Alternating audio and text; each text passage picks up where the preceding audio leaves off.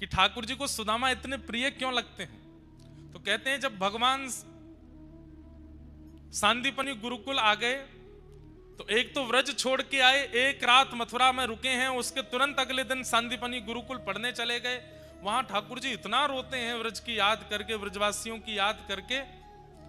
सबको तो लगता था कि कृष्ण अपने घर को याद करते हैं, पर सुदामा जी एकमात्र ऐसे थे, ठाकुर जी के पास बैठते, ठाकुर जी का सर अपनी गोद में रख के पूछते, लाला तू काहे को रोवे, कौन की याद आवे।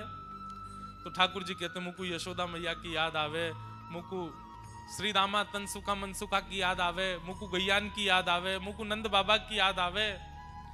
तो सबकी याद ठाकुर जी को आती। तो सुदामा जी पूछते, नंद बाबा कहा करें, कैसे कपड़ा पहने, यशोदा मैया कहा करें, कैसे कपड़ा पहने। सबकी दिनचर्या और सबके व्यवहार स्वभाव को सुदामा जी ठाकुर जी से पूछ लेते हैं। और फिर किसी दिन यशोदा मैया की तरह साड़ी पहन करके श्री सुदामा जी आ जाते हैं, और जैसे यशोदा मैया ठाकुर जी को बुलाती हैं लाला, वैसे स्वर में ठाकुर जी को कहती हैं लाला।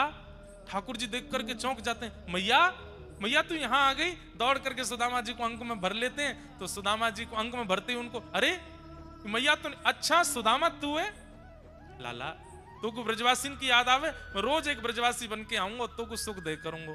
काउदना ठाकुर जी सीदामा बनिया में, काउदना मधुमंगल बनिया में, काउदना नंद बाबा को रूप धारण कर लें, काउदना गैया बन जा में। और वहां सांदीपनी गुरुकुल में ठाकुर जी प्रत्येक दिन एक ब्रजवासी का अनुभव सुदामा जी से कर लेते हैं, और ठाकुर जी का मन लग जाता है। सुदामा जी कहते हैं, मुझको सुदामा बोले, आज मोकू तू मधुमंगल ही बोले गो। तो ठाकुर जी मधुमंगल के साथ जैसा व्यवहार ब्रज में करते वैसा ही सुदामा जी के साथ करते हैं। आज मुकु तू मैया ही बोलेगो, तो जैसा मैया के साथ ठाकुर जी रहते हैं ना, जिद्दी हठी परेशान करने वाले, वैसे ही यशोदा की तरह सुदामा जी के साथ लीला करते हैं ठाकुर जी। इसलिए सुदामा जी ठाकुर जी को प्राणों से भी प्रिय हैं, क्योंकि जितने वर्ष सांदीपनी उपाध्याय के यहाँ ठाकुर जी रहे, ठाकुर जी का मन सुदामा जी ने लगाया ब्रजवासी बन बन करके। बहुत याद आती है ठाकुर जी को व्रज की।